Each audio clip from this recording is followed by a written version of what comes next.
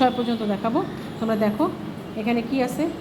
6 নম্বর অঙ্কটা, page number 39, 6 নম্বর অঙ্কটা কি আছে, SS2 T to the power S square T to the power -4 whole to the power 0 whole to the power,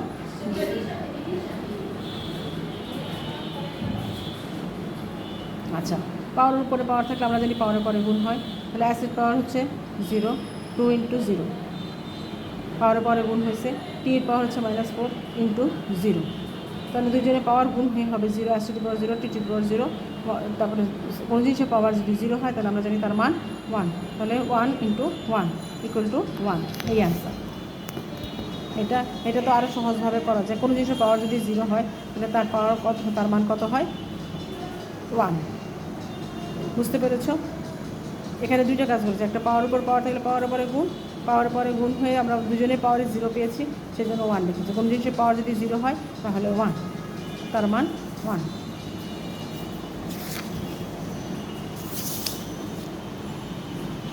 আচ্ছা এবার 7 নম্বর অঙ্কটা কী আছে, 2 টু দি পাওয়ার -2 বা divided by x whole to the power -1। ঠিক আছে, আমি তোমাকে বলেছি যে পাওয়ার উপরে পাওয়ার থাকলে পাওয়ারের পরে গুণ, ঠিক আছে। 2 এর পাওয়ার -2 তার উপরে -1, তাহলে কী হবে, 2 টু দি পাওয়ার -2 × -1। এক্সের পাওয়ার কিছু নাই মানে কী আছে, আমরা জানি 1। এক্সের পাওয়ার কিছু নাই মানে কী আছে, 1 +1।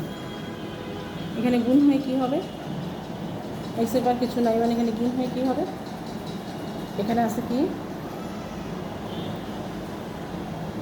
এখানে পাওয়ার 1 আছে, 1 আর 1 -1 গুণ হয়ে -1 হবে, আর এখানে -2 -1 গুণ হয়ে -যে প্লাস 2 টু দি পাওয়ার +2 আর x টু দি পাওয়ার -1। তাহলে রেজাল্ট আসতেছে কি, উপরে যে 2 টুর পাওয়ার 2 হলে 2² = 4, আর নিচে x টু দি পাওয়ার -1 হলে কী হবে, এটা আমরা জানি যে কোনো জিনিস মাইনাস পাওয়ার হলে তাকে 1/, করে লেখা যায়, তাহলে 1/x। আচ্ছা এবার আমরা কী করি, এটা একটা ভগ্নাংশ, দেখো এটা একটা ভগ্নাংশের উপরে হবে, উপরের ভগ্নাংশ 4 ও উপরে হবে 4, আর নিচের ভগ্নাংশটা ভাগ হয়ে উল্টে যাবে, নিচের ভগ্নাংশটা ভাগ, প্রথম ভগ্নাংশ ভাগ দ্বিতীয় ভগ্নাংশ, প্রথম ভগ্নাংশের দিক ঠিক থাকবে আর দ্বিতীয় ভগ্নাংশ গুণ হয়ে উল্টে যাবে, তাহলে ভগ্নাংশ x উপরে চলে যাবে, 1 নিচে চলে যাবে, 4 × x করলে হবে 4, আর নিচে গুণ ভাগ থাকবে 1 দিয়ে ভাগ করলে কোনো পরিবর্তন নাই, সেজন্য 1 লেখা হয় না, তাহলে ইকুয়াল টু হবে কত, 4x। বুঝতে পেরেছ?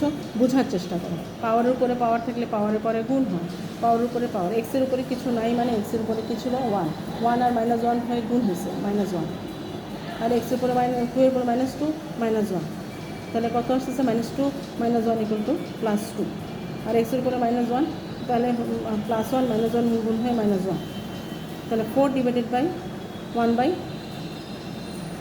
আচ্ছা 4, এখানে 2² = 4, আর এখানে x টু দি পাওয়ার -1 মানে 1/x, ঠিক আছে, 1/x। আচ্ছা এবার 4 থাকলো উপরে ভগ্নাংশ, উপরেরটা ঠিক থাকলো, নিচেরটা ভগ্নাংশ ভাগ আছে, ভাগ গুণ হয়ে উল্টে যেয়ে x উপরে চলে যাবে, 1 নিচে চলে যাবে। এবার উপরেরটা 4 উপরে, x উপরে, উপরেরটা গুণ, নিচেরটা থাকবে 4x = 1, নিচেরটা 1 লিখবো না, 1 লেখা আর না লেখা একই কথা, ঠিক আছে। এবার 4 নম্বর, 8 নম্বর, আসো অঙ্কটা দেখো, 3 to the power 9 divided by 3 to the power -5।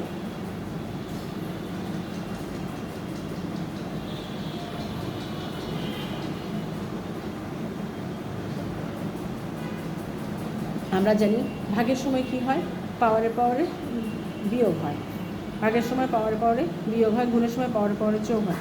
3 পাওয়ার উপরে হচ্ছে কত, 9, নিচে হচ্ছে -5, ঠিক আছে, 9 -5, তাহলে এখানে কী হবে, পাওয়ার বিয়োগ হবে 9 -5, এবার মাইনাসে গুণ হয়ে প্লাস 9 + 5, তার হোল পাওয়ার কত, -2, তাহলে এখানে 3 টু দি পাওয়ার কত হবে, পাওয়ার যোগ হয়ে কত হবে, 3 to the power 14, 4 two the power -2। আমরা জানি পাওয়ার উপরে পাওয়ার থাকলে কী করব, পাওয়ারে গুণ, গুণটা কিন্তু ব্র্যাকেট দিয়ে লিখতে হবে, কারণ দুইটা চিহ্ন কখনো একসাথে বসবে না, দুইটা চিহ্ন একসাথে বসবে না, গুণ আর -2 একসাথে বসবে না, সেজন্য ব্র্যাকেট দিয়ে নিতে হবে।